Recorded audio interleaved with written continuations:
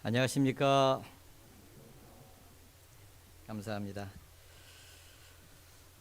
잠깐 같이 기도하시겠습니다.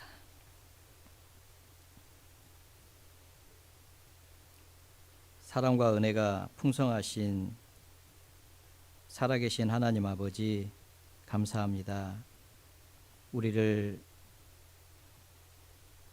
죄와 사망에서 건져주시고 남은 생에 몸된 교회 안에서 주님을 기다리며 주님을 섬기게 해주신 하나님 아버지, 감사합니다.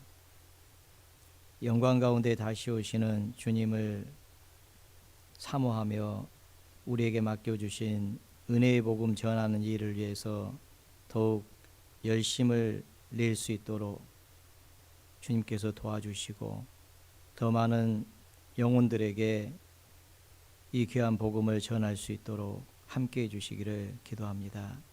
한 영혼도 이루어지는 것을 원치 아니하시는 주님, 주님의 마음을 우리에게 주시고 주님의 마음으로 그 영혼들을 불쌍히 여기고 담대하게 복음을 전할 수 있도록 주님께서 도와주시고 함께하여 주시옵소서.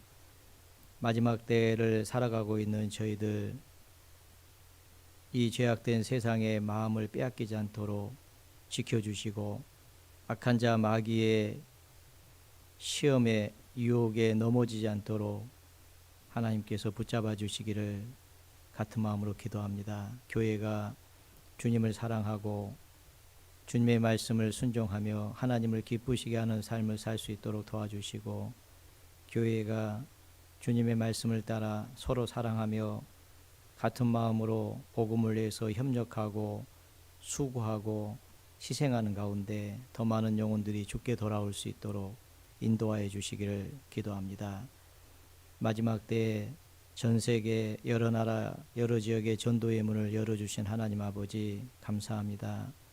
추수할 것은 너무나도 많고 일꾼은 부족하다고 말씀하신 주님, 추수하는 주인에게 청하여 가로되 추수할 일꾼을 보내어 주소서 기도하라고 말씀하신 주님, 교회가 이 일을 위해서 함께 기도하고 참여할 수 있도록 하나님 도와주시기를 간절히 기도합니다. 우리 가운데 병 중에 계신 분들, 어려움 가운데 고난 가운데 처해 계신 분들, 주님 함께 해주시고 주님의 사랑과 은혜로 붙잡아 주시고 능력의 손길로 어루만져 주셔서 모든 어려움을 능히 이겨낼 수 있도록 하나님 도와주시기를 이 시간 같은 마음으로 기도합니다. 오늘 또 주일을 맞아서 저희들 말씀 앞에 모였습니다. 우리에게 하나님의 은혜의 말씀을 더욱 깨닫게 하시고 주님이 주시는 소망과 위로로 힘을 얻고 이번 구정 연휴 기간 만나는 사람들에게 주님의 사랑을 전할 수 있도록 하나님 도와주시기를 같은 마음으로 기도합니다. 저희를 한결같이 사랑하시는 주 예수님 이름으로 감사하며 기도드렸습니다. 아멘. 성경 베드로전서 5장을 찾겠습니다.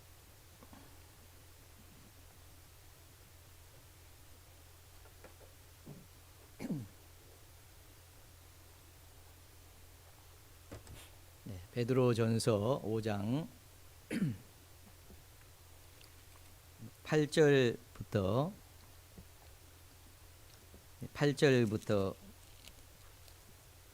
제가 읽어보겠습니다. 근신하라, 깨어라. 너희 대적 마귀가 우는 사자같이 두루 다니며 삼킬 자를 찾나니 너희는 믿음을 굳게 하여 저를 대적하라. 이는 세상에 있는 너희 형제들도 동일한 고난을 당하는 줄을 알미니라. 모든 은혜의 하나님 곧 그리스도 안에서 너희를 부르사 자기의 영원한 영광에 들어가게 하신 이가 잠깐 고난을 받은 너희를 친히 온전케 하시며 굳게 하시며 강하게 하시며 터를 견고케 하시리라. 권력이 세세 무궁토록 그에게 있을지어다. 아멘. 예.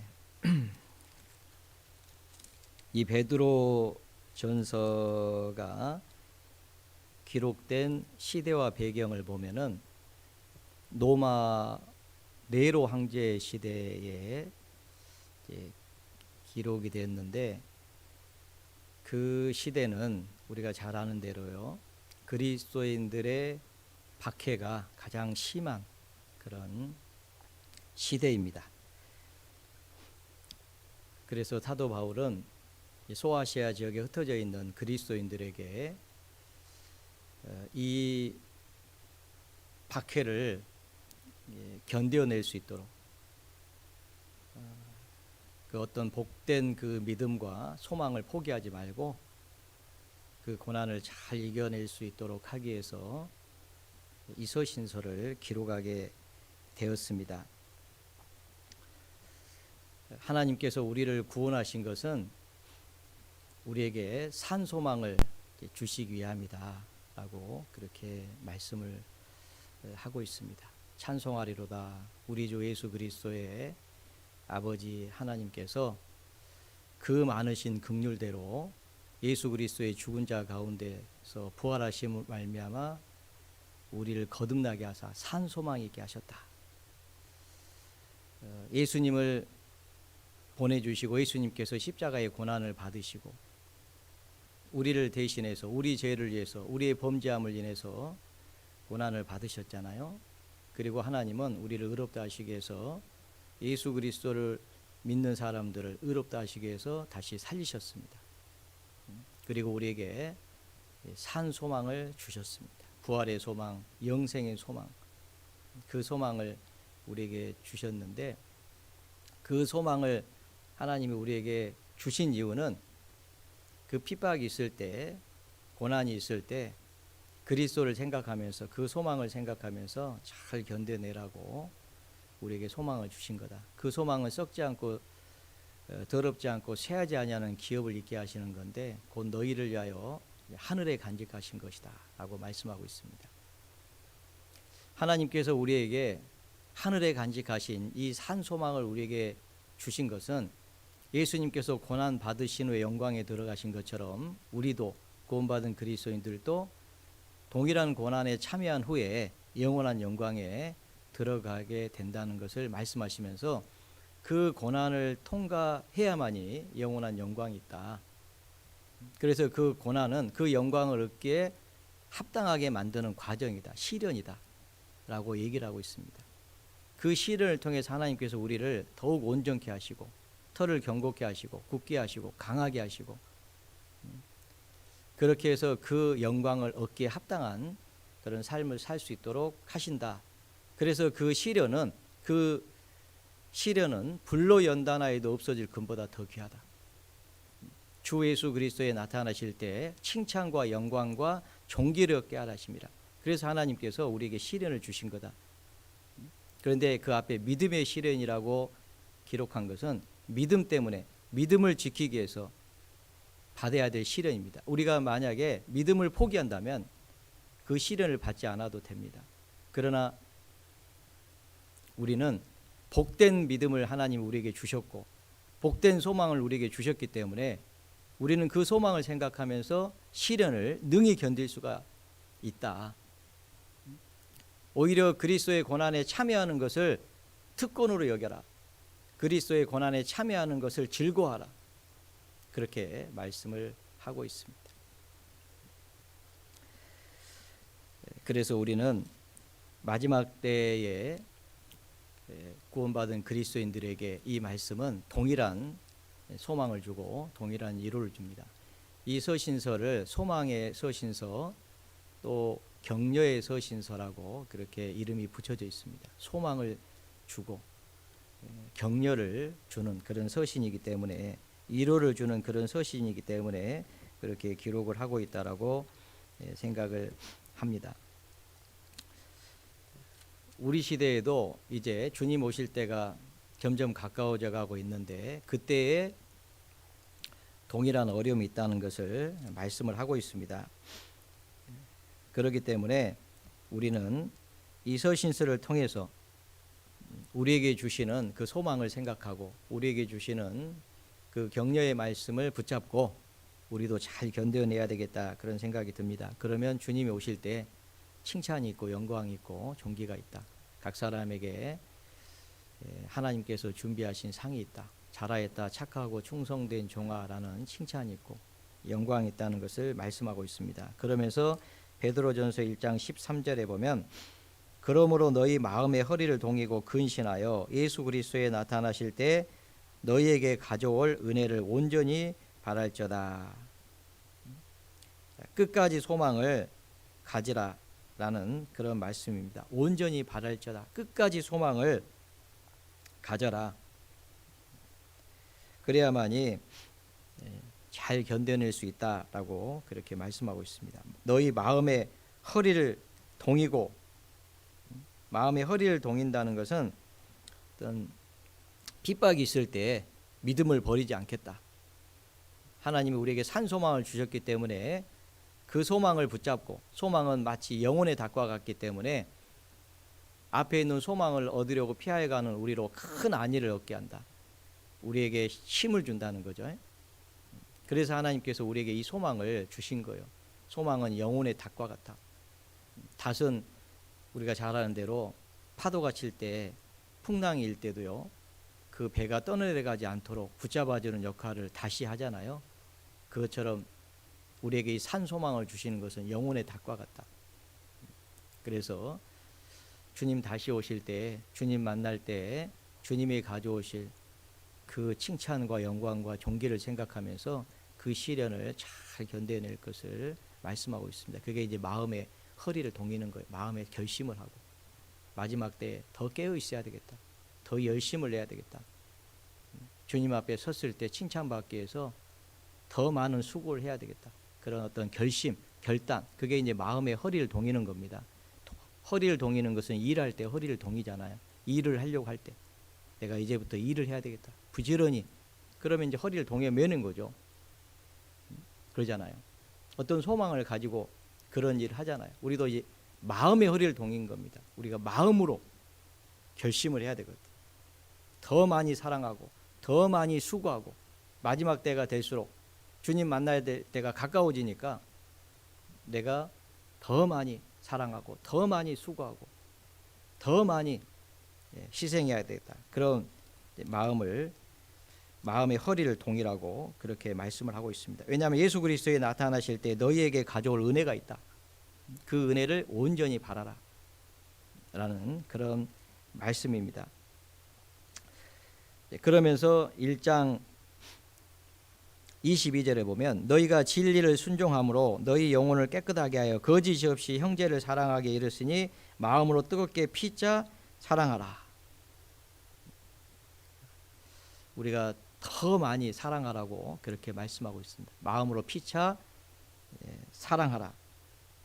4장도 보시면 베드로전서 4장 7절부터 보시면 만물의 마지막이 가까웠으니 그러므로 너희는 정신을 차리고 근신하여 기도하라. 무엇보다도 열심으로 서로 사랑할지니 사랑은 허다한 죄를 덮느니라. 만물의 마지막이 가까웠다. 주님이 오실 때가 가까워질수록 우리는 더욱 정신을 차려야 된다. 그렇게 말씀을 하고 있습니다. 정신 차리는 게 뭐예요? 무엇보다도 열심으로 서로 사랑할지니. 주님이 우리를 위해서 대신 십자가에서 죽어주시고 우리에게 부탁하신 것이 있잖아요. 복음을 전파하라고, 그리고 서로 사랑하라고. 내가 너희에게 새 계명을 주노니 서로 사랑하라. 내가 너희를 사랑한 같이 너희도 서로 사랑하라. 이 계명을 주신 거거든요. 주님을 만날 때가 가까워지면 우리가 해야 될 일이 있습니다. 정신을 차리고 해야 될 일이 뭐냐면 마음으로 피차 뜨겁게 사랑하는, 그게 우리에게 요구됩니다. 무엇보다도 열심으로 서로 사랑할지니, 열심을 내서 서로 사랑하라고 그렇게 말씀을 하고 있습니다. 서로 사랑하면, 너희가 서로 사랑하면, 하나님을 사랑한다라고 하면서 사랑하지 않으면 그건 거짓말이다. 그렇게 말씀하고 있잖아요. 너희가 서로 사랑하면 너희가 내 제자가 되리라. 그렇게도 말씀하셨습니다. 만물의 마지막이 가까워지면요, 열심을 품고 서로 사랑하라고 그렇게 말씀하고 있습니다. 그리고 만물의 마지막이 가까워질 때 또 우리가 해야 될 일이 있습니다. 10절에 보시면, 9절부터 보시면, 서로 대접하기를 원망 없이 하고 각각 은사를 받은 대로 하나님의 각양 은혜를 맡은 선한 청지기 같이 서로 봉사하라. 만물의 마지막이 가까웠을 때 해야 될 일이 있습니다. 서로 대접하기를 원망 없이 하고, 서로 대접하라는 거죠. 각각 은사를 받은 대로. 은사는 하나님이 주신 은혜잖아요. 하나님이 우리에게 주신 은혜들이 있습니다. 하나님은 각 사람에게요, 은사들을 주셔요. 그 은사를 잘 활용을 해가지고 선용을 하라는 겁니다. 그걸 가지고 자기를 위해서, 자기만을 위해서 살 것이 아니고, 그걸 가지고 서로 봉사하라. 서로 섬기고 서로 대접하고 그런 일을 하라고 말씀을 하고 있습니다. 그게 바로 선한 청직이라는 거예요. 예수님께서 공생의 기간 동안에 어떤 사람에게 종이 있는데, 그 사람이 주인의 것을 허비한다라고 하는 소식이 주인한테 들렸습니다. 그래서 주인이 사물을 정리해라, 이제 쫓아내려고 하는 거죠. 그랬더니 그 불의한 청지기가 이제 주인한테 쫓겨나게 생겼는데 그러면 어떻게 해야 될까 생각을 해보니까 땅을 파자니 힘도 없고 빌어먹자니 부끄럽고, 이렇게 해야 되겠다. 그러면서 주인에게 빚진 사람들 다 불러가지고, 너 주인에게 얼마 빚졌느냐? 그러니까 밀백석입니다. 여기 50이라고 써라. 자기 마음대로 50으로 고쳐줘 버리는 거예요. 그러니까 무슨 얘기예요? 50을 깎아줘 버린 거잖아요. 왜 그렇게 했겠어요? 이렇게 하면은 자기가 쫓겨났을 때 그 사람이 자기를 영접해 줄 것이다, 이렇게 생각한 거잖아요. 그런데 그 불의한 청지기를 예수님께서는 지혜롭다고 했습니다. 주인의 것을 가지고 다른 사람에게 유익을 끼쳤는데 그게 지혜롭다고 한 거예요. 우리에게 주신 모든 은사는 주님 겁니다. 주님이 우리에게 주신 거예요. 그걸 가지고 우리가 서로 대접하고 서로 섬기고 그런 일에 사용하는 것은 나중에 다 없어질 때 영원한 처소로 우리를 영접해 드리는 일이 있다는 거예요. 그게 가장 지혜로운 삶이라고 말씀하시면서, 그 사람이 선한 청직이다. 하나님의 것을 가지고, 하나님이 주신 은사를 가지고 형제 자매를 사랑하고 대접하고 섬기는 그런 삶을 산 사람이 가장 지혜로운 사람이다. 그 사람이 하나님 보셨을 때 선한 청직이라고 그렇게 말씀을 하고 있는 겁니다. 주님 오실 때, 가까워질 때 그렇게 하라고 말씀을 하고 있습니다. 그게 깨어 있는 거다 라고 말씀하고 있어요. 너희는 정신을 차리고 근신하고 기도하라, 그렇게 말씀을 하고 있습니다.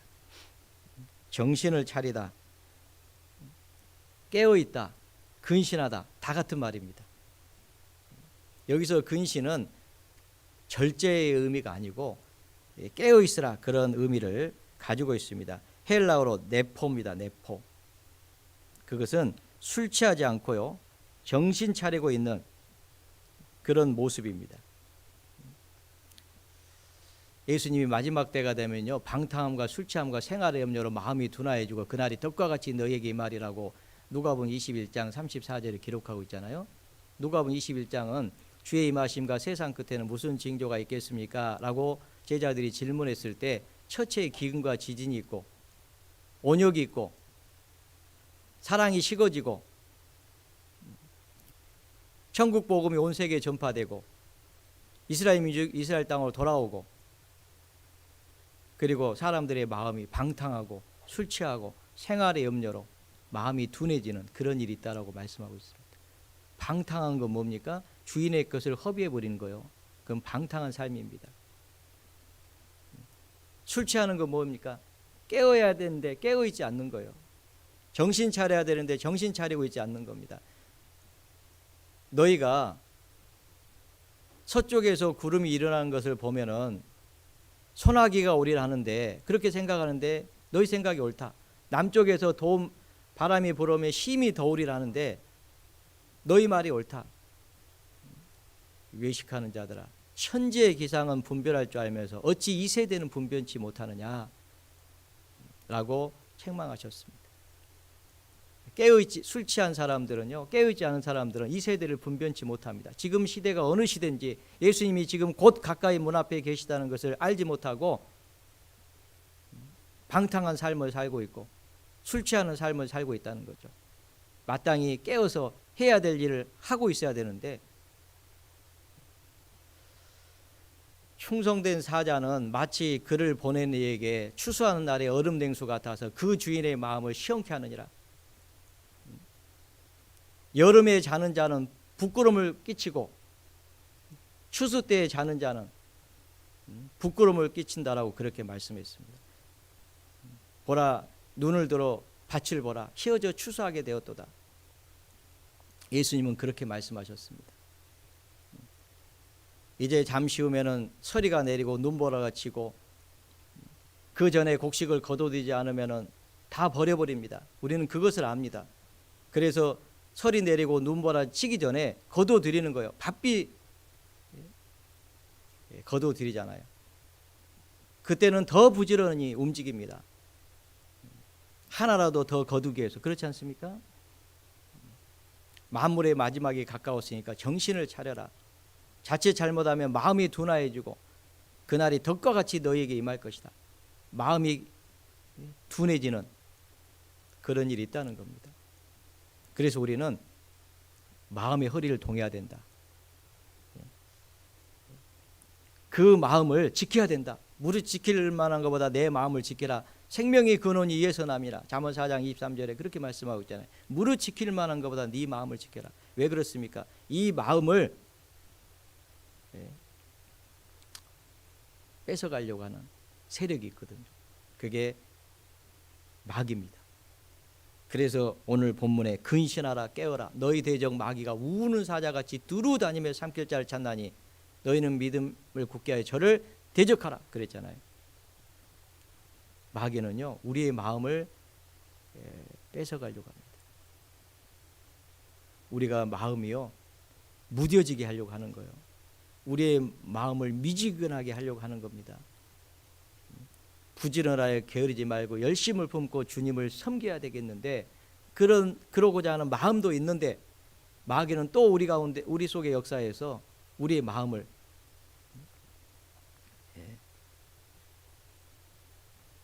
뺏어가려고 그렇게 역사를 하고 있습니다. 그래서 근신하라 깨어라 너희 대적 마귀가 우는 사자같이 근신하라 깨어라 그 말은 정신을 바짝 차리라 그런 얘기입니다.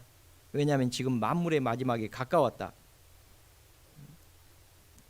만물의 마지막이 가까웠으면요 주님이 이제 오실 때가 가까운 거예요. 주님이 오시면은 심판이 있습니다. 심판. 주님이 오시면은요 심판이 있습니다. 알곡은 모아 곡간에 들이고 쭉정이는 불에 던져 사르는 것이 자연의 섭리입니다. 주님이 오시는 목적은 뭡니까? 알곡은 데려가려고 오시는 거고 쭉정이는 불심판하려고 오시는 거예요. 그리고 알곡은 곡간을 옮겨가 가지고 그리스도의 심판대 앞에 서게 된다고 되어 있습니다. 그리고 우리가 어떻게 살았는지 그 공력을 이제 알아보겠다는 거예요. 얼마만큼 힘을 쓰고 살았는지. 불로서 심판할 건데 불이 지나가고 공력이 남아있으면은 상을 받고 만약에 공력이 다 불타버리면 해를 받는다. 그렇게 말씀을 하셨잖아요. 그게 고린도전서 3장의 기록이잖아요. 집을 짓는데 반석 위에다가 집을 짓는데 어떤 사람은 금이나 은이나 보석으로 짓고 어떤 사람은 나무나 풀이나 집으로 짓는데 하여튼 수고는 했습니다.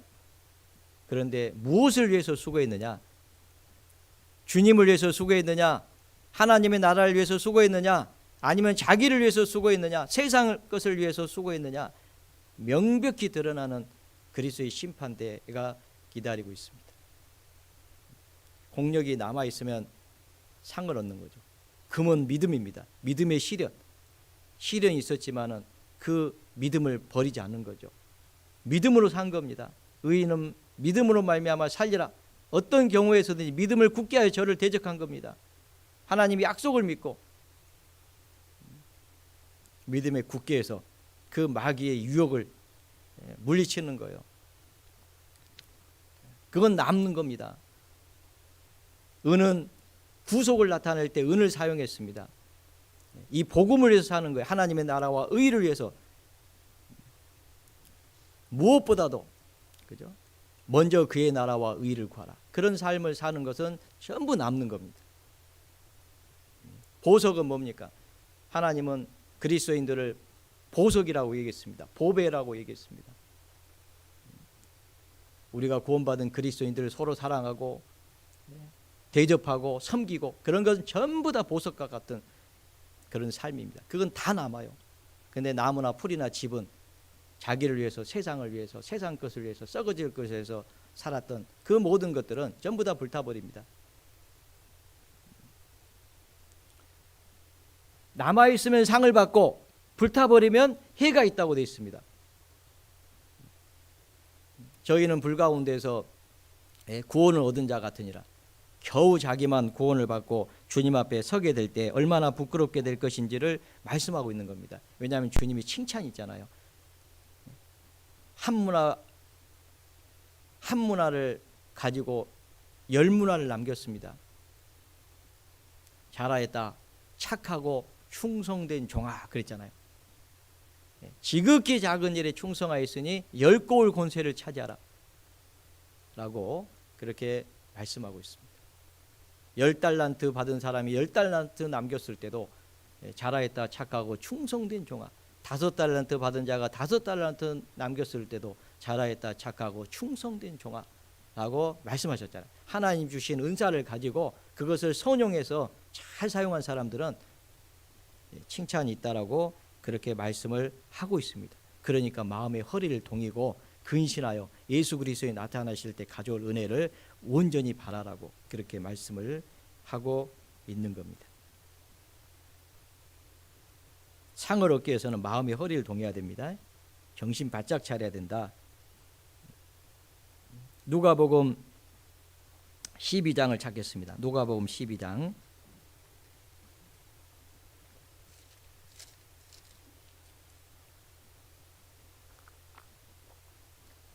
누가복음 12장.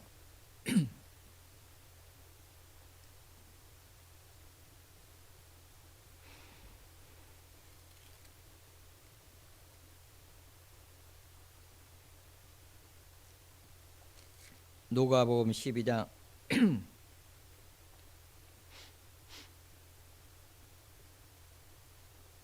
32절부터 제가 읽어보겠습니다. 적은 무리여 무서워 말라. 너희 아버지께서 그 나라를 너희에게 주시기를 기뻐하시느니라. 너희 소유를 팔아 구제하여 낡아지지 아니하는 주머니를 만들라. 곧 하늘에 둔 바 다함이 없는 보물이니 거기는 도적도 가까이 하는 일이 없고 좀도 먹는 일이 없느니라. 너희 보물이 있는 곳에는 너희 마음도 있느니라. 적은 무리여, 제자들에게 이 구원받은 그리스도인들은요 참 적습니다. 구원 얻은 이가 적으니까 예수님이 좁은 문으로 들어가기를 힘쓰라. 들어가기를 구하여도 들어가지 못한 자가 많다. 여러분 우리가 이 구원을 받았다고 하는 것은 적은 무리입니다. 얼마나 감사한지 몰라요. 어떻게 생각하셔요? 우리가 구원을 받았다. 이게 놀라운 축복입니다, 여러분.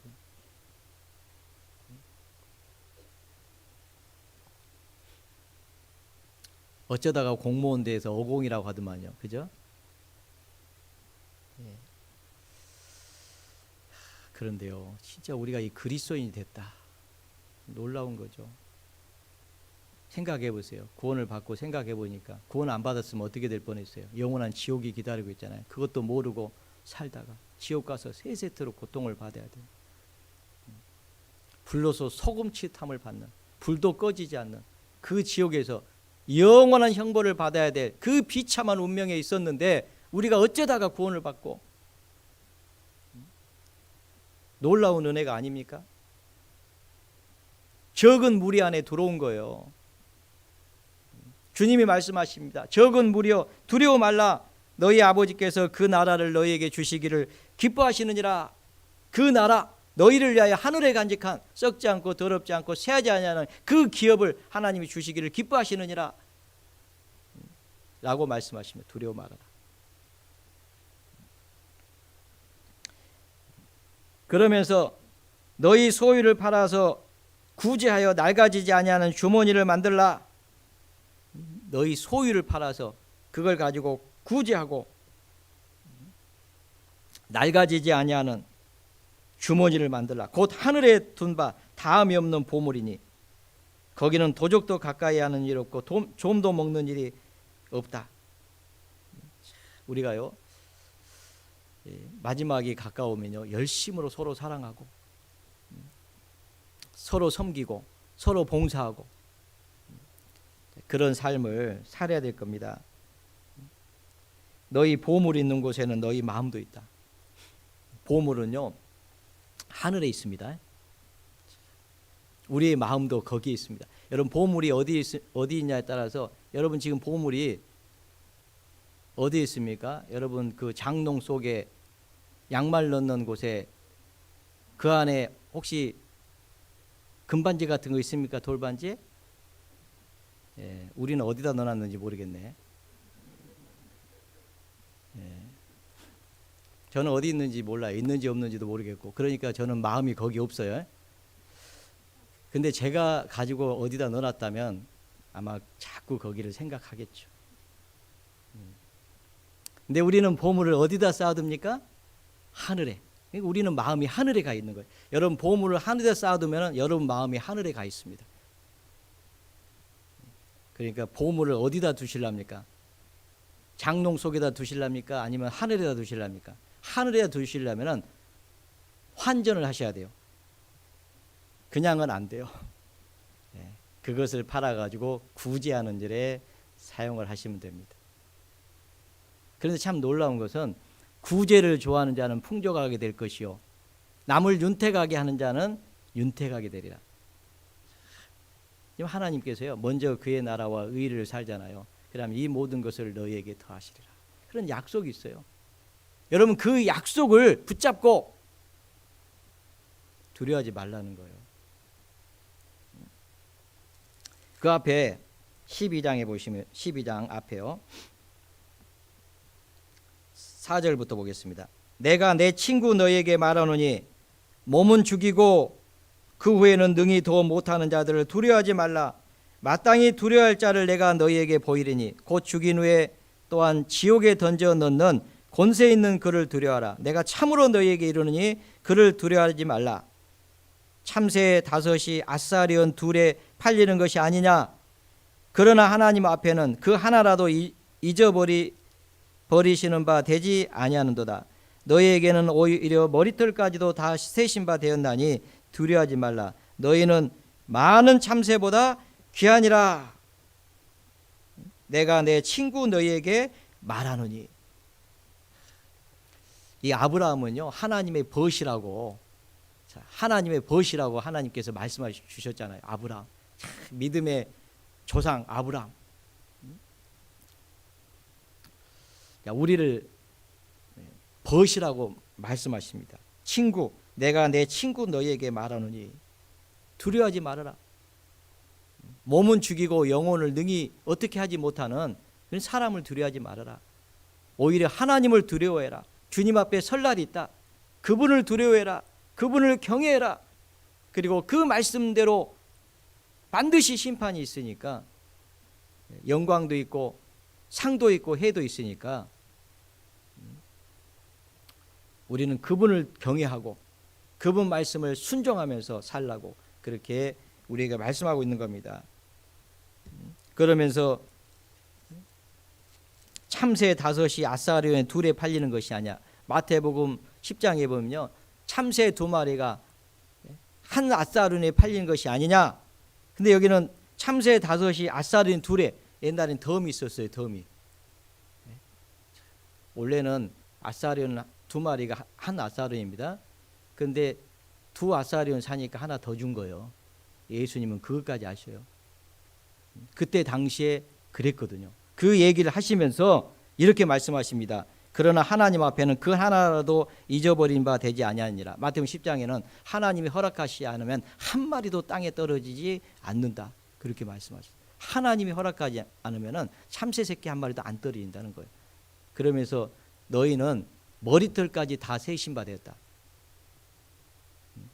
우리를 지키시는 하나님은 졸지도 않고 주무시지도 않고 그분은 우리 머리털까지도 다 세신 분입니다. 그분이 말씀하십니다. 두려워하지 말아라. 너희는 많은 참새보다 귀하니라.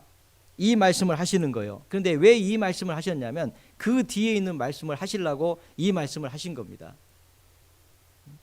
그 뒤에 있는 이 주님의 말씀을 순종하면서 살도록 하기 위해서 이 말씀을 하신 거예요.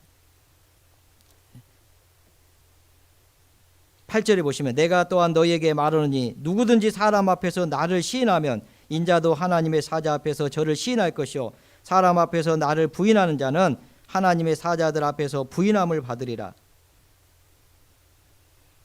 누구든지 나를 따라오려거든 자기 십자가를 지고 자기를 부인하고 자기 십자가를 지고 나를 좇을 것이니라 라고 그렇게 말씀을 하셨습니다.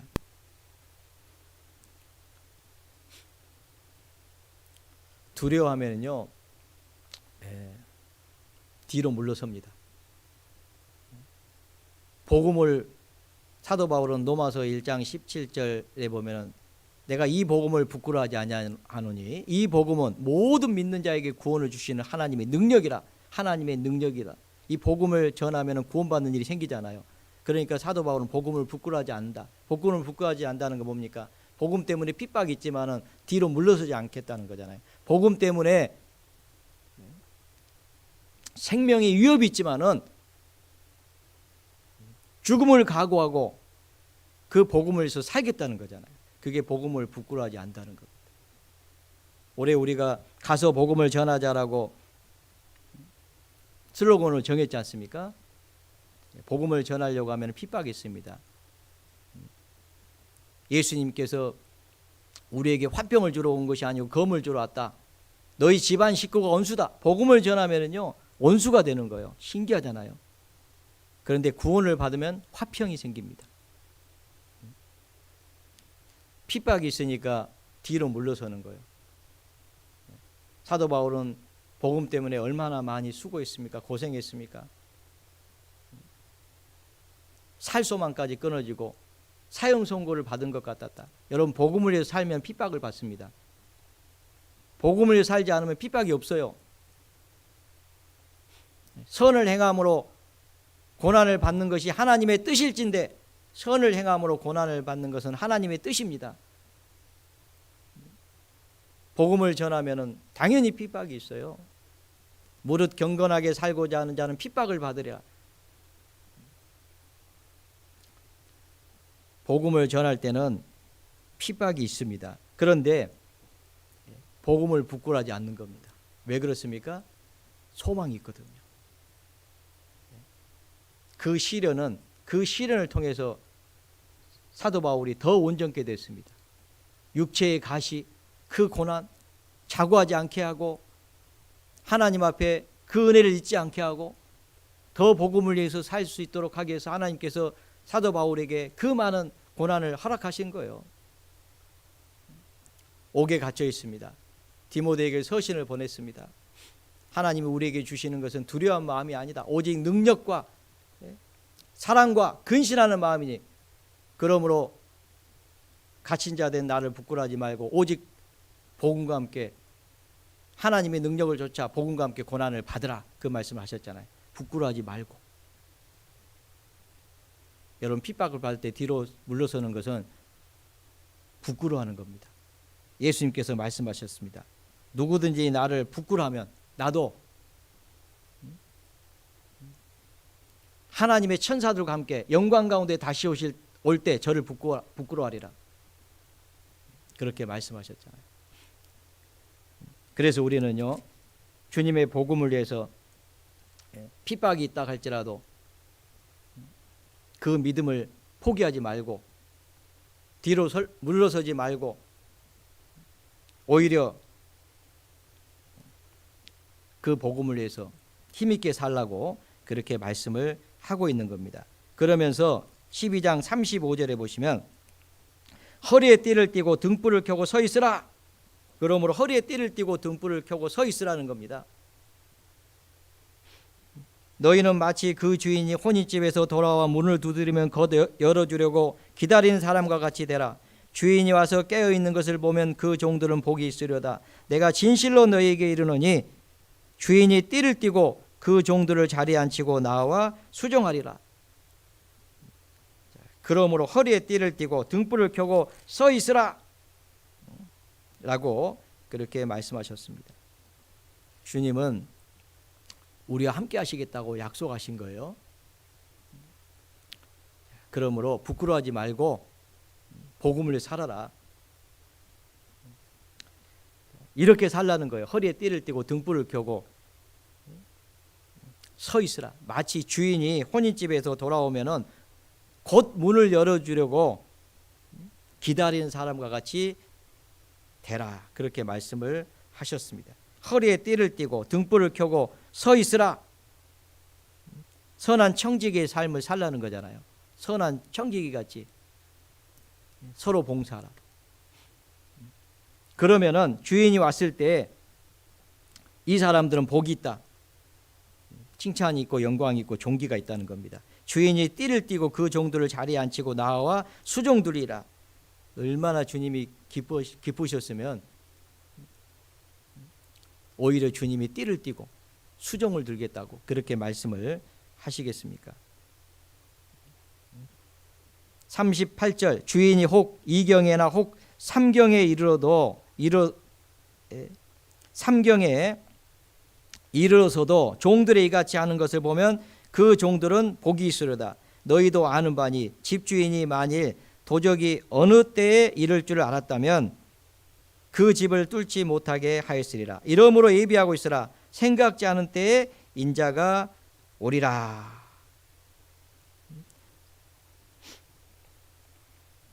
이경에나 3경에 12시를 넘어서 새벽에 와도 곧 문을 열어주려고 서 있는 그 종과 같이 하라고 그렇게 말씀하시면서 인자가 생각지 않은 때에 인자가 오리라 그 말씀을 하셨습니다. 그때 베드로가 이렇게 얘기합니다. 41절 베드로가 여짜오되 주께서 이 비유를 우리에게 왜 이 비유를 우리에게 하심이니까? 아니면 모든 사람에게 하심이니까? 이렇게 묻습니다. 주께서 가라사대 지혜 있고 진실한 청지기가 되어 주인에게 그 집 종들을 따라 때를 따라 양식을 나눠줄 자가 누구냐? 주인이 이를 때 그 종에 이렇게 하는 것을 보면 그 종이 복이 있으려다. 내가 참으로 너에게 이르노니 주인이 그 모든 소유를 저에게 맡기리라. 만일 그 종이 마음에 생각하기를 주인이 더디 오리라 하여 노비를 때리고 먹고 마시고 취하게 되면 생각지 않은 날 알지 못하는 시간에 이 종의 주인이 이르러 엄히 때리고 신칠지 아니한 자에 받는 율에 처하리니 주인의 뜻을 알고도 예비치 아니하고 그 뜻대로 행치 아니한 종은 많이 맞을 것이요 알지 못하고 맞을 일을 행한 종은 적게 맞으리라. 무릇 많이 받은 자에게는 많이 찾을 것이요 많이 맡은 자에게는 많이 달라 할 것이니라. 이 진실한 청지기의 삶을 신실한 청지기의 삶을 살라고 선한 청지기의 삶을 살라고 그렇게 말씀을 하시고 계시잖아요. 우리도 허리에 띠를 띠고요 등불을 켜고 서 있어야 됩니다. 마음의 허리를 탁 동이고 정신을 바짝 차리고 주님이 우리에게 맡기신 일을 선한 청지기 같이 진실한 청지기 같이 잘 하다가 주님을 만나야 되겠습니다. 그래서 깨어 있어야 된다라고 그렇게 말씀하고 있습니다. 특히 마지막 때는요 마귀도 더 강력하게 역사를 합니다. 자기의 때가 얼마 못된 줄 알고 마귀도요 크게 분내어서 너에게 내려갔다라고 그렇게 얘기하고 있잖아요. 요한계시록 12장을 보겠습니다. 요한계시록 12장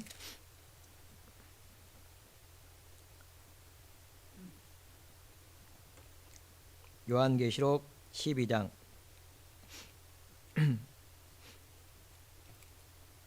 9절 큰 용이 내어 쫓기니 옛뱀 곧 마귀라고도 하고 사단이라고도 하는 온 천하를 깨는 자라 땅으로 내어 쫓기니 그의 사자들도 저와 함께 내어 쫓기니라.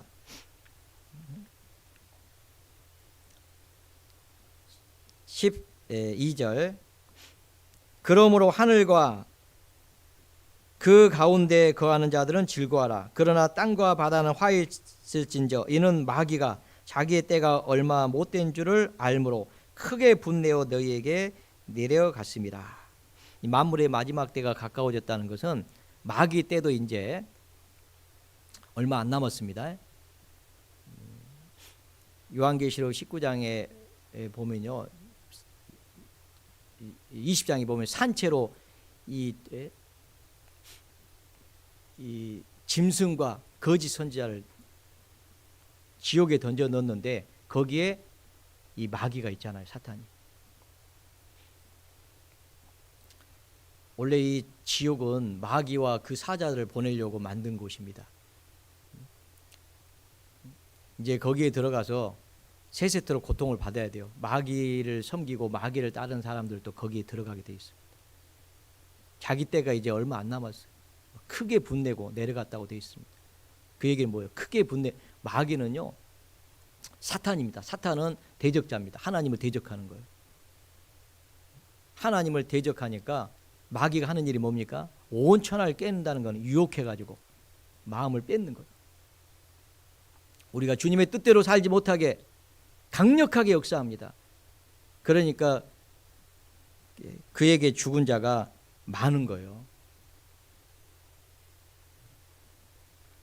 잠언 7장을 보겠습니다.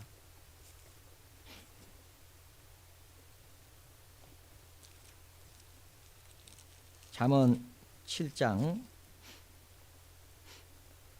6절부터 보시면 내가 내 집 들창으로 살창으로 내어다보다가 어리석은 자 중에 소년 중에 한 지혜 없는 자를 보았다. 그가 거리를 지나 음녀의 골목 모퉁이를 가까이하여 그 집으로 들어가는데 저물 때 황혼 때 깊은 밤 흑암 중에라. 그때 기생의 옷을 입은 간교한 계집이 그를 맞으니 그 계집은 떠들며 완패하며 그 발이 집에 머물지 아니하여 어떤 때에는 거리 어떤 때에는 광장 모퉁이 어떤 때에는 모퉁이에 서서 사람을 기다린 자라. 그 계집이 그를 붙잡고 입을 맞추며 부끄러움을 모르는 얼굴로 말하되 내가 화목제를 드려서 서운한 것을 오늘날 갚았노라. 이러므로 내가 너를 맞으려고 나와 내 얼굴을 찾다가 너를 만났도다. 내 침상에는 화문요와 외굽의 문채 있는 이불을 폈고 몰약과 침향과 계피를 뿌렸노라. 오라 우리가 악침까지 흡족하게 서로 사랑하며 사랑함으로 희락하자. 남편은 집을 떠나 먼 길을 갔는데 은주머니를 가졌은즉 보름에나 집에 돌아오리라 하여 여러 가지 고운 말로 혹하게 하며 입술에 호리는 말로 깨물어 소년이 곧 그를 따랐으니 소가 푸주로 가는 것 같고 미련한 자가 벌을 받으려고 쇠사슬에 매이려 가는 것과 일반이라. 필경은 살이 화살이 그 간을 뚫기까지에 이를 것이라. 새가 빨리 그물로 들어가되 그 생명을 잃어버릴 줄을 알지 못함과 일반이라. 아들들아 나를 듣고 내 입의 말을 주의하라. 내 마음이 음녀의 길로 치우치지 말며 그 길에 미혹지 말저다. 대저 그가 많은 사람을 상하여 엎드러지게 하였나니 그에게 죽은 자가 허다하니라. 이 마귀는요 이 강력하게 역사합니다. 그런데 우리가 깨어있지 않으면은 그거는 정말 어리석은 거예요. 이 지혜 없는 자, 이 미련한 자, 이 소년, 그 음녀의 그 간교한 그 음녀의 유혹에 넘어지잖아요. 왜 넘어집니까? 마귀는요 어떻게든지 우리를 넘어뜨리려고 기회를 엿보고 있기 때문에 넘어지는 거예요. 여기 보면은 12절에 보면 어떤 때에는 거리 어떤 때에는 광장 모퉁이에 서서 사람을 기다린 자라. 사람을 기다립니다. 그런데 이 기다린다라고 하는 이 단어를 보면요, 히브리어로요, 아라브입니다. 아라브. 근데 이 단어의 뜻은 뭐냐면 숨어서 기다리는 거예요. 숨어서. 죽이려고 작정을 하고 숨어서 기다리는 겁니다. 고의적으로. 그래서 뒤에서 화살을 쏴버리는 거예요. 앞에 쏘면 피하기라도 뭐 하죠. 그런데 숨어서 기다리고 있다가 뒤에서 이렇게 화살을 탁 쏩니다. 그러니까 간까지 그 살이 간까지 뚫게 이를 것이라. 정확하게 맞아가지고. 그래서 그에게 죽은 자가 허다하다고 그렇게 얘기를 하고 있습니다. 아주 간교합니다. 우리를 넘어뜨리기 위해서. 그래서 이 사탄은요, 온 천하를 꿰는 자입니다. 사탄은 대적자고 마귀는 우리를 속여가지고 우리를 유혹하고 그래가지고 우리를 넘어뜨리는 거예요. 그러니까 근신하라, 깨어라. 너희 대적 마귀가 우는 사자같이 두루 다니며 삼킬 자를 찾나니. 두루 다니면서 삼킬 자를 틈을 보고 있는 거예요. 기다리고 있습니다. 그리고 정확하게 쏘는 거예요. 그 살에 맞습니다.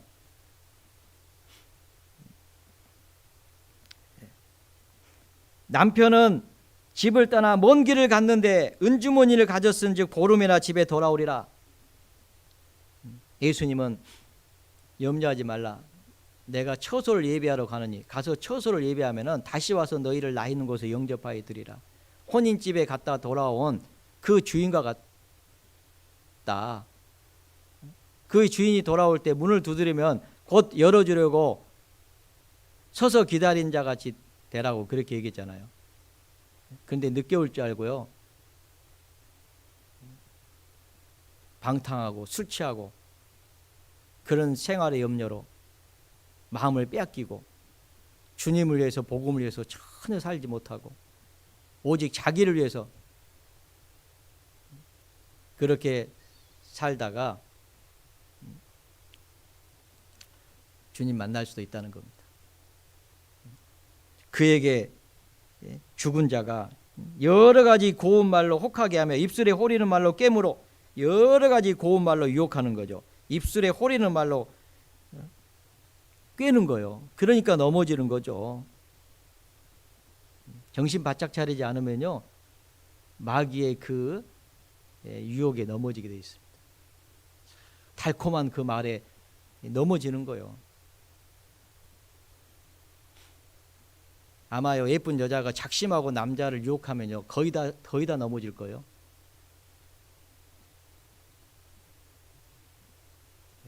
마귀가요, 작정을 하고 넘어뜨리려고 하는데 정신 바짝 안 차리고 있으면요, 거의 다 넘어집니다. 그런데 그 결과는 필경은 살이 그 간을 뚫게까지 이를 거라고 되어 있잖아요. 소가 푸주로 가는 것 같고 미르는 자가 벌을 받으려고 새사들의 매는 것과 일반이고 그것과 똑같다는 겁니다. 도살장에 끌려가서 소가 죽잖아요. 마치 그와 같은 거예요. 정신 안 차리면 그렇게 된다는 겁니다. 에덴 동산에서 아담을 넘어뜨렸던 그 마귀가 지금도 교회 속에서 역사합니다. 우리 가운데 역사합니다. 우리를 삼키려고 합니다. 기다리고 있습니다. 뒤에서 화살을 쏘려고. 그래서 우리는 정신을 바짝 차려야 된다. 허리에 띠를 띠고 서서 등불을 켜고 서 있으라고 그렇게 말씀했어요. 허리에 띠를 띠고 등불을 켜고 서 있으라. 등불은 뭡니까? 여호와의 말씀은 내 발의 등이요 내 길의 빛이니이다. 우리가 주님의 말씀을 딱 붙잡고 밝게 켜는 거예요. 하나님의 약속을 믿고 약속하시는 일 믿으신 분입니다. 그분은 신실하신 분입니다. 말씀하셨으면 반드시 성취하시는 분이잖아요. 이를 행하는 여호와, 성취하는 여호와라고 자기 자신을 소개하고 있습니다. 말씀하셨으면 반드시 그렇게 되는 거예요. 마귀에게 속으면 안 됩니다. 주님 만날 때 생각해 보세요. 그 앞에 서야 된다고 생각해 보십시오. 정신 바짝 차리지 않으면 안 됩니다. 더 열심을 내야 됩니다. 마음으로 뜨겁게 서로 피차 사랑하고 무엇보다도 열심으로 서로 사랑하고 하나님이 주신 은사를 가지고 선용하고 서로 대접하고 서로 봉사하고 서로 섬기고 소유를 팔아가지고 구제하고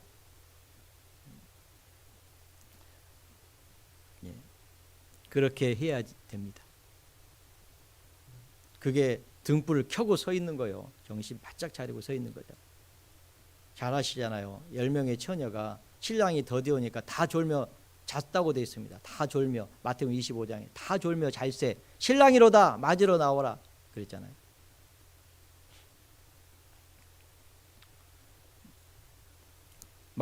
베드로전서 다시 가보겠습니다. 베드로전서 5장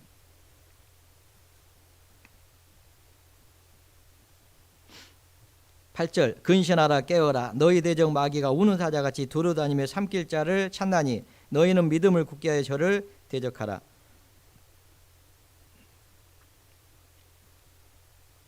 이는 세상에 있는 너희 형제들도 동일한 고난을 당하는 줄을 알미라. 이는 세상에 있는 너희 형제들도 동일한 고난을 당하는 줄을 알미라. 동일한 고난이 있습니다. 이 구원받은 그리스도인들에게는요 동일한 고난이 있습니다. 십자가의 고난, 그 복음, 십자가의 그 복음을 전할 때는요 복음이 전해지면은 하나님의 능력이 나타나고 구원받는 역사가 나타나고 그 가운데 또 사탄도 역사합니다. 그래서 천국은 마치 여자가 가드 소말 속에 갖다 놓은 누룩과 같다.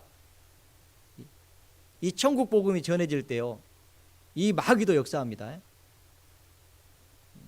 그래서 누룩을 집어넣는 거예요. 누룩은 죄입니다.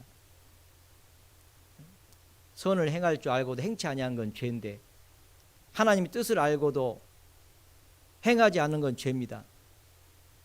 많이 알고 또 많이 행치 않으면 많이 맞고 많이 가지고 줬는데 많이 준 걸 가지고 사용하지 않으면 많이 맞고 그렇게 말씀하셨잖아요. 그런데 알고도 행치 않는 게 죄입니다. 여러분 이 사탄은요 우리 마음속에다가 불순종하는 거 있잖아요. 어떻게든지 하나님 뜻대로 순종하지 못하게 하려고 역사하는 거예요. 그때 우리가 믿음을 굳게 저를 대적해야 됩니다.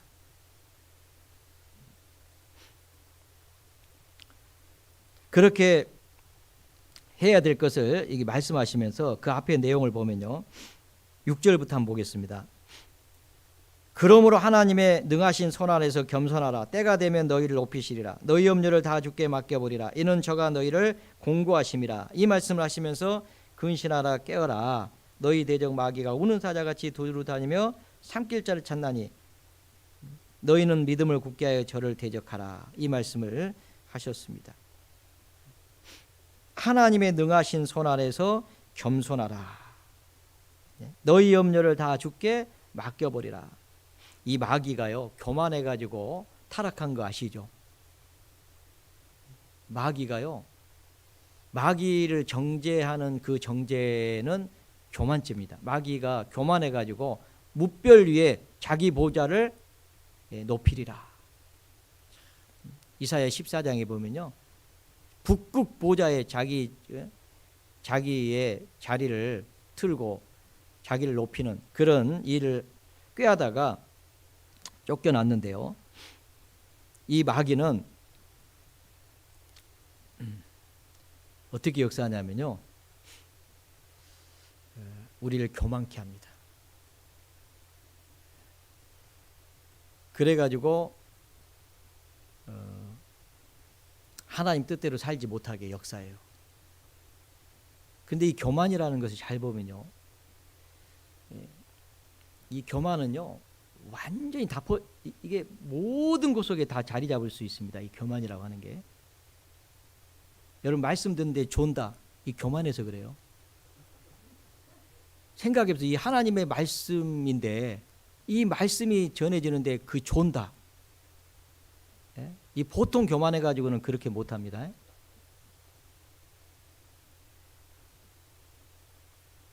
예. 교제에 나와야 되는데 안 나온다. 이거 보통 교만한 게 아니에요. 그 교제 안에 너희 안에 행하신 하나님이시니 주님이 계시는 곳에 오라겠는데 안 오는 거예요. 나는 뭐 소를 사가지고 실험을 해봐야 되겠다. 밭을 샀으니까 뭐 가봐야 되겠다. 내가 장가 들었으니까 좀 뭐 핑계는 있죠. 예. 하여튼요, 우리의 모든 삶 속에요, 이 교만이라고 하는 것이 자리 잡을 수가 있습니다.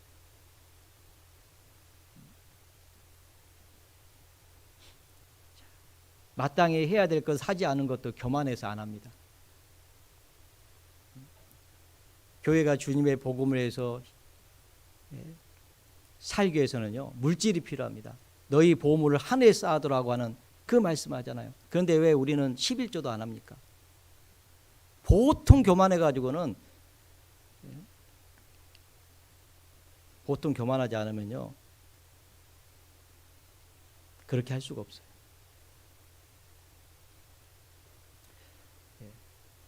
안 그렇습니까? 우리는요, 정말 이 마귀는요, 우리를 교만케 합니다. 하나님의 말씀을 불순종하는 것이 교만이에요. 여러분, 마귀가 왜 쫓겨났습니까? 왜 아담이 망했습니까? 말씀을 순종하지 않은 거잖아요.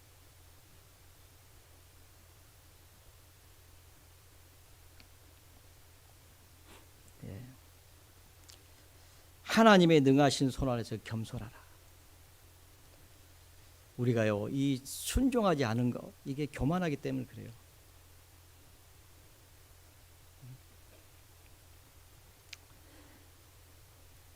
여러분, 다윗이 왜 망한지 아시죠? 다윗이 정말 주님을 사랑하는 사람이었잖아요. 그런데 다윗이 죄를 지었습니다. 우리의 아내를 범했습니다. 하나님 앞에 큰 악을 행했어요. 보통 이 교만하지 않고는 이런 악을 행할 수가 없어요. 자기 충신 우리의 아내였습니다. 그리고 숨기려고 우리아를 불렀는데 우리아가 웬만히 웬만큼 충성된 사람이 아니잖아요. 엄청나게 충성된 사람인 거예요. 술을 진탕 먹여가지고 아내한테 들어가라고 했는데 안 들어가는 거예요.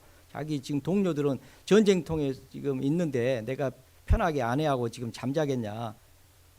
안 갔습니다. 또 데려다가 진탕 먹였는데도 안 들어가잖아요. 그러니까 어떻게 했습니까? 그 손에다가 편지 써가지고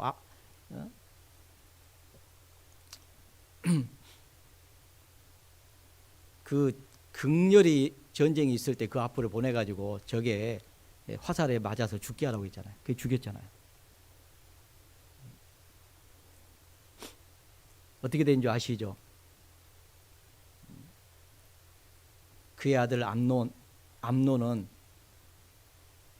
그 누이를 겁탈해가지고 압살롬이 암논을 죽였습니다.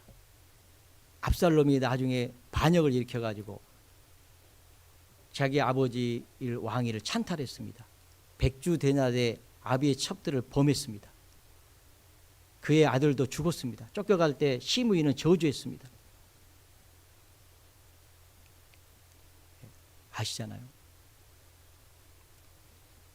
나단 선지자를 보내가지고 책망할 때 사탄의 회방을 얻게 됐다라고 다윗에게 얘기하잖아요.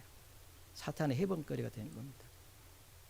불순종해서 사탄에게 넘어진 거예요. 나중에요, 이스라엘 백성들을 계수하려고 사탄이 충동해가지고요, 역대상 21장에 보면 사단이 일어나가지고 이스라엘 대적하기 위해서 다윗을 격동시켜가지고 이스라엘 수를 계수하게 한 겁니다. 그래가지고 어떤 일이 생긴 줄 아시잖아요. 연병이 생겨가지고 얼마나 많은 이스라엘 사람들이 죽었습니까? 이 사탄이 하는 일이 이겁니다. 근처에 있어요.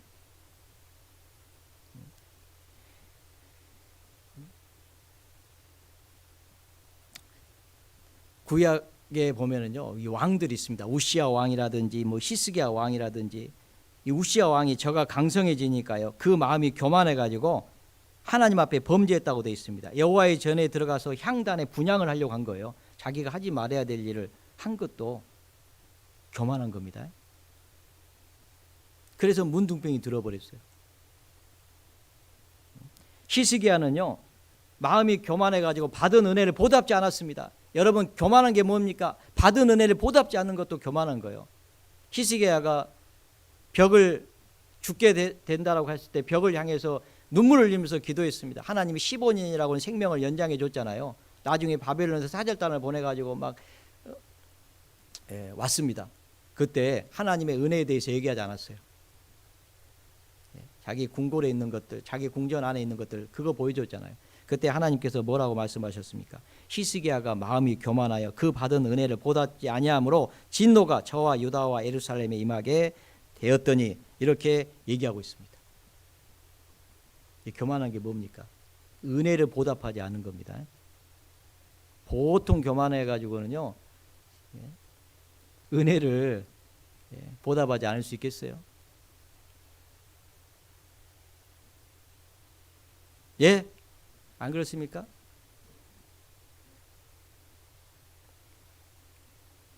그런데 왜 안 하셔요? 물질이 그렇게 아깝습니까?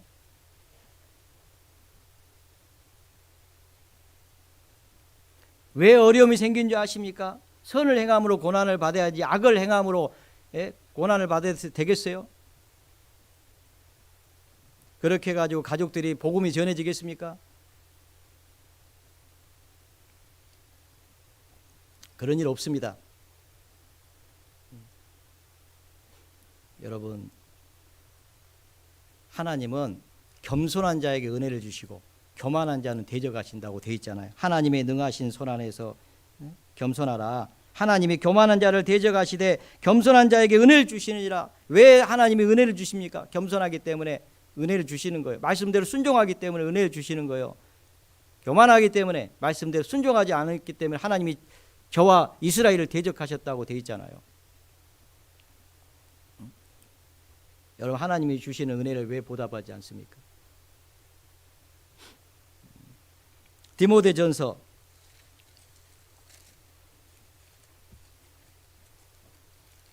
6장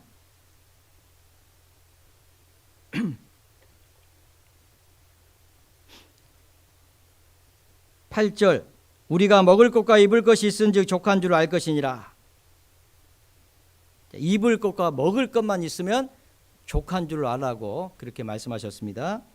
부활해 하는 자들은 시험과 올무와 여러 가지 어리석고 해로운 정욕에 떨어지나니, 여기 시험, 유혹을 받습니다. 올무, 덫에 걸립니다. 이 마귀가 쳐놓은 덫에 걸려요.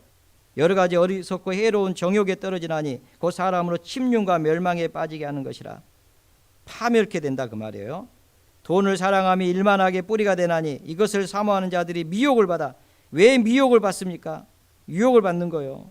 이 사탄의 유혹을 받습니다.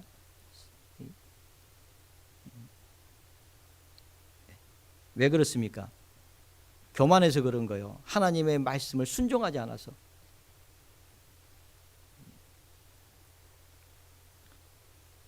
부활해 하는 자들은 시험과 올무와 여러 가지 어리석고 해로운 정욕에 떨어진다고 분명히 말씀했어요. 부활하려고 하지 마십시오. 하나님이 주신 거 선용하셔야 돼요. 돈을 사랑함이 일만하게 뿌리가 된다고 되어 있습니다. 이것을 사모하는 자들은 반드시 미혹을 받습니다. 그리고 믿음에서 떠나고 많은 근심으로서 자기를 찔렀다 라고 얘기하면서 오직 너 하나님의 사람아 이것들을 피하고, 너 하나님의 사람아 이것들을 피하고 우리는 의와 경건과 믿음과 사랑과 인내와 온유를 좇으며 믿음의 선한 싸움을 싸우라. 영생을 취하라. 이를 위하여 내가 부르심을 입었고 많은 증인 앞에서 선한 증거를 증거하였도다. 이 말씀을 하고 계십니다. 17절, 내가 이 세대의 부한 자들을 명하여 마음을 높이지 말고 정함이 없는 재물에 소망을 두지 말고 오직 우리에게 모든 것을 후히 주사 누리게 하시는 하나님께 두며 마음을 높이지 말라고 되어 있습니다. 왜냐하면 마음을 높이면은 대적하십니다. 하나님이. 하나님 말씀을 불순종하면은 하나님도 대적하셔요. 하나님을 가까이 하라. 그리하면 너희를 가까이 하라. 죄인들아 손을 깨끗이 하라. 두 마음을 품은 자들아 마음을 성결케 하라. 이 마음을 마귀에게 내어주면 안 됩니다. 우리는 마음의 허리를 탁 동에 매야 돼요.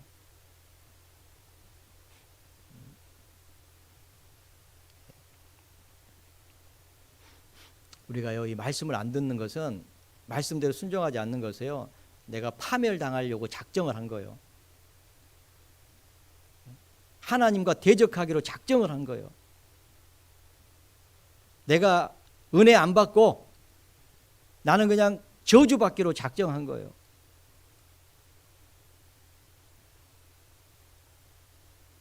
여러분, 하나님과 대적해서 이길 사람이 있습니까? 너희가 하나님보다 강하냐? 고린도전 10장에 그렇게 말씀하셨잖아요.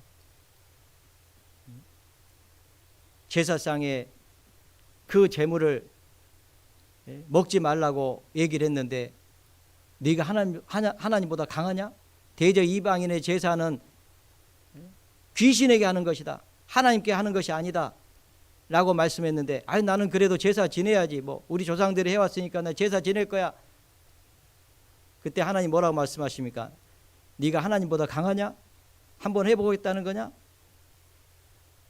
그러잖아요. 그죠? 누가 하나님과 싸워서 이길 수 있습니까? 산산이 부서집니다. 그래서 우리는요, 마음을 높이면 안 돼요. 정함이 없는 재물에 소망을 두지 마시고 오직 우리에게 모든 것을 후히 주사 누리게 하시는 하나님께 두고, 우리는 소망을 하나님께 둡니다. 가져오실 은혜를 온전히 사모하십시오. 주님이 주시려고 하시는 그 은혜는 이 땅의 것이 아니잖아요. 썩지 않고 더럽지 않고 쇠하지 아니하는 기업, 그 복된 소망을 하나님 우리에게 주셨습니다. 그러므로 믿음을 굳게 하여 저를 대적하라. 이는 세상에 있는 성도들이 동일한 고난을 받은 줄 알미라. 많은 믿음의 선진들이 동일한 고난을 받았습니다. 그리고 지금 그 영광에 들어간 거예요. 우리도 동일한 고난을 받은 후에 영광에 들어갑니다.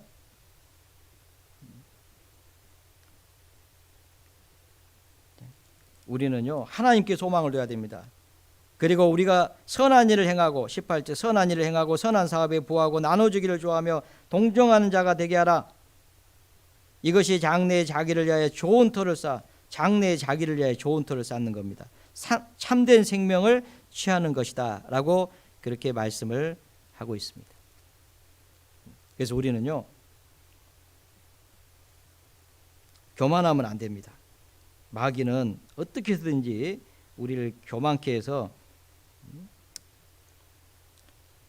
하나님을 대적하게 하려고 합니다. 그 다음에 베드로전서 5장 7절에 보시면 너희 염려를 다 주께 맡겨버리라. 이는 저가 너희를 공고하심이라. 염려. 마귀는요, 또 우리를 염려하게 합니다.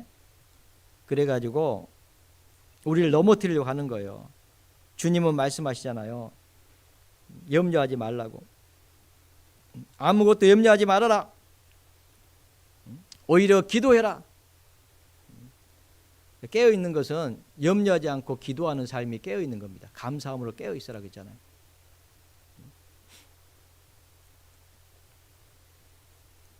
그래서 우리는 염려하지 말아야 됩니다. 낙심하지 말아야 됩니다. 두려워하지 말아야 됩니다.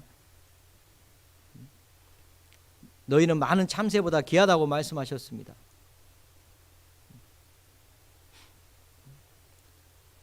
하나님이 하시는 일은요, 사람의 생각하고는 전혀 다릅니다. 하나님의 생각은 사람의 생각보다 높는데 하늘이 땅보다 높은 것 같이 높습니다. 우리가 생각하는 거 그 이상, 우리가 하나님을 사랑하는 자, 그 뜻대로 부르심을 입은 자들에게는 모든 것이 합력하여 선을 이루게 하시는데 주님께서 역사하실 때 하나님이 우리에게 주시는 것은요, 사람의 생각으로도 미치지 못하는 그런 역사들을 하십니다.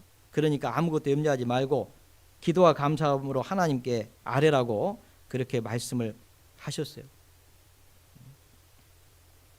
하나님께서는요, 우리를 지켜주십니다. 우리와 함께 하십니다.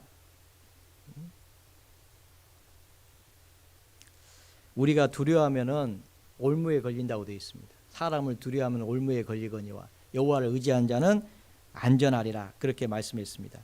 우리가요, 이 낙담하면은 힘이, 환난 날에 내 힘의 미약함을 보임이라. 네가 만일 낙담하면 환난 날에 내 힘의 미약함을 보임이라. 잠언 24장 10절에 그랬잖아요. 어떻게 마귀와 싸워서 이깁니까? 다윗 시대 때 그 골리앗과 싸운 사람은 다윗밖에 없어요. 다 두려워했습니다. 낙담해 버렸습니다. 그런데 다윗은 하나님을 의지했습니다. 하나님을 의지하고 나갔습니다. 여호와의 이름으로 나갔습니다. 그리고 승리했잖아요. 우리도 만군의 여호와가 우리와 함께 하신 것을 믿고 그 약속을 믿고 낙심하지 말고 낙담하지 말고 두려워하지 말고 우리는 복음을 전해야 됩니다.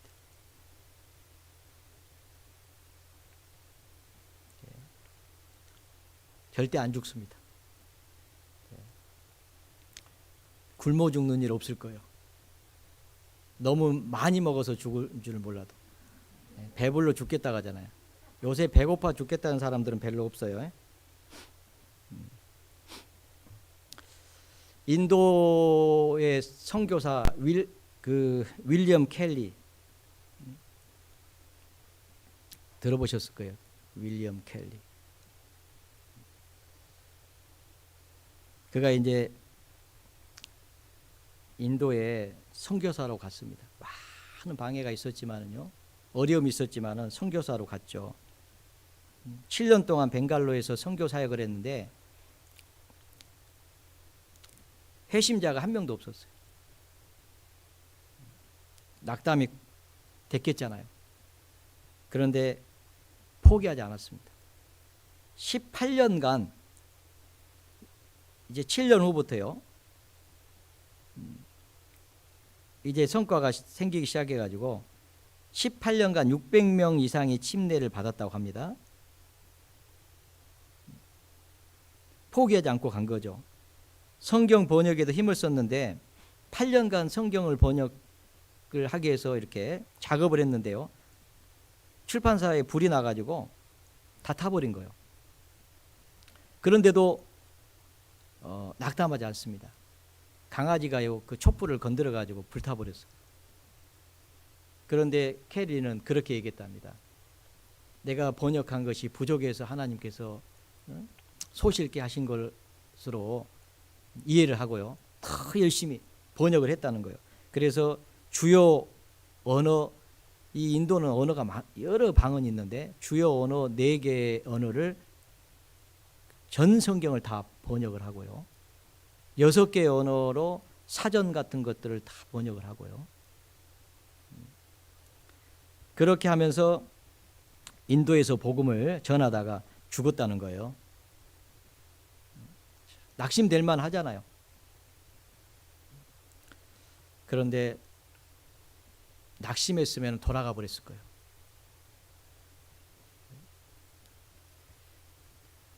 우리도 주님이 함께 하신 걸 믿어야 됩니다. 우리가 가서 복음을 전하면요, 첫 판부터 첫 술에 배부를 거라고 생각하지 마세요. 한 번에 구원 안 받았다고 실망하지 마세요. 우리가 선을 행하되 낙심하지 말지니 피곤치 아니하면 때가 이름에 거두리라. 때가 있습니다. 하나님의 능하신 손 안에서 겸손하, 때가 되면 너희를 높이시라. 하나님께서 역사하시는 때가 분명히 있어요. 그 기간은 우리를 시련하고 우리를 단련하시고 그 믿음을 견고케 하시는 과정입니다. 하나님께서 우리를 견고케 하시기 위해서 그런 시련의 기간들을 주는 거예요. 한 번에 되면요, 교만해질 수도 있어요. 더 하나님 앞에 무릎을 꿇고 기도하게 하고 더 간절하게 기도하게 하고 그렇게 하게 해서 하나님께서 어려움을 주십니다. 그래서 우리는요, 염려하지 말아야 됩니다. 모든 염려는 주님께 다 맡겨버려야 됩니다. 그렇게 하면서 살아갈 때 그 깨어 있는 거예요.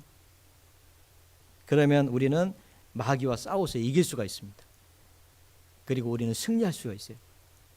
복음이 전해지고 구원받는 그런 역사가 나타날 겁니다. 그걸 믿고 우리는 믿음을 굳게 하여 올 한 해 저를 대적하라. 마귀를 대적하고 승리해서 하나님께 영광을 돌리고 주님 앞에 서야 되겠습니다. 네, 같이 기도하겠습니다. 하나님 아버지 감사합니다. 우리를 구원해 주셔서 감사합니다. 마지막 때를 살아가고 있는 저희들 깨어 있을 수 있도록 하나님 도와주시옵소서. 우리에게 맡겨주신 은혜의 복음 전하는 일을 위해서 더욱 열심을 품고 살아갈 수 있도록 하나님 도와주시옵소서. 하나님 앞에 겸손케 하시고 모든 염려는 다 주께 맡겨버리고 믿음에 굳게 서서 악한 자 마귀를 대적하고 승리하는 한 해가 될 수 있도록 하나님 도와주시기를 간절히 기도드립니다. 어디든지 가서 복음을 전할 수 있도록 우리의 마음을 열어주시고 우리에게 힘을 주시기를 기도합니다. 또 우리 가운데 어려움 가운데 처해 계신 분들, 고난 중에 계신 분들, 병 중에 계신 분들 일일이 함께해 주시고 주님의 사랑과 은혜로 붙잡아 주시기를 같은 마음으로 간절히 기도합니다. 또 내일부터 구정 또 명절이 시작됩니다. 오고 가는 길에 또 하나님 함께 해주시고 안전하게 다녀오게 해주시고 또 만나는 사람들에게 선을 행하게 해주시고 복음을 전할 수 있도록 우리에게 담대함을 주시기를 기도합니다. 저희를 사랑하시는 주 예수님 이름으로 감사하며 기도드렸습니다. 아멘. 네, 찬송가 384장입니다.